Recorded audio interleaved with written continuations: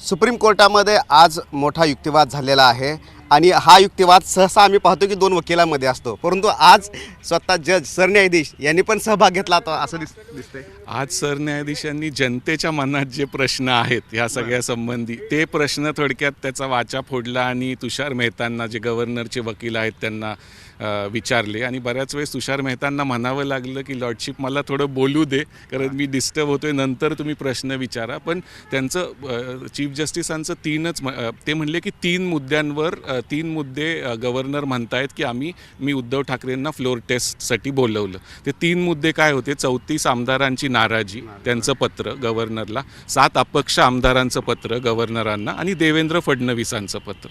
तर चीफ जस्टिसांचं म्हणणं होतं की ह्यामुळे तुम्ही फ्लोअर टेस्ट कॉल केली आणि त्यामुळं सरकार पडलं.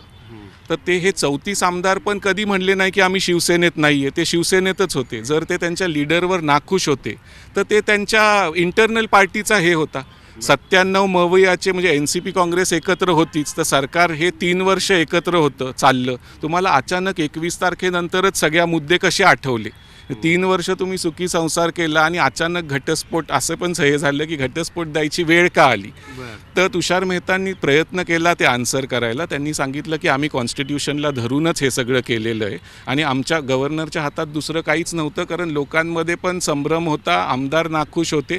त्यामुळं ते फ्लोअर टेस्ट आम्ही सांगितली घ्यायला आणि फ्लोअर टेस्ट त्यांनी दिली नाही. ते पुढचा प्रश्न आहे, त्यांनी दिलीच नाही, त्याच्यात पण काही होऊ शकलं असतं आणि त्यामुळं आम्ही एकनाथ शिंदेंना बोलवलं. बिलकुल. आज म्हणजे की कोर्टरूम 2020 बॅटिंग झाली असं वाटतं क्रिकेटचं. आपल्याला त्या दिवशी वाटलं की हरीश साळवेंनी खूप सिक्सर मारले, पण आज सरन्यायाधीश आणि दुसऱ्या जजेसनी एवढे गुगली आणि बाउन्सर टाकले की बऱ्याच वेळेस वकिलांना प्रश्न उत्तर द्यायला अवघड होतं.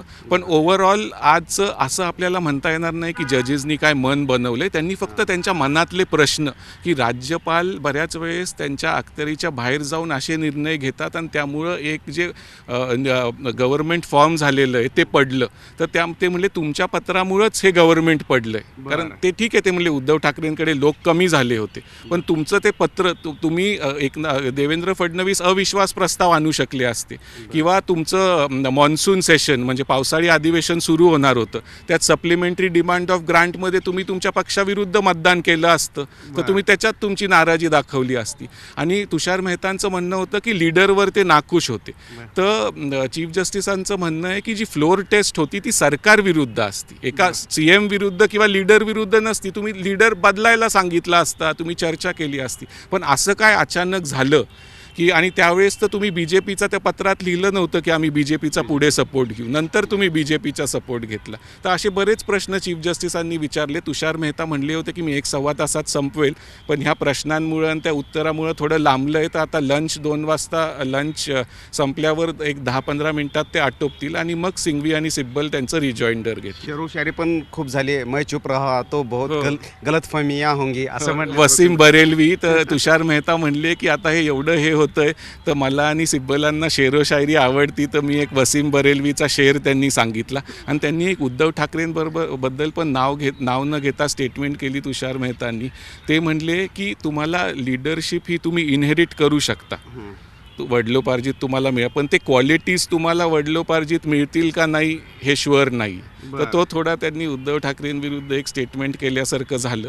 पण ओव्हरऑल आज बरेच प्रश्न विचारले गेले, उत्तर द्यायचा प्रयत्न तुषार मेहतांनी केला.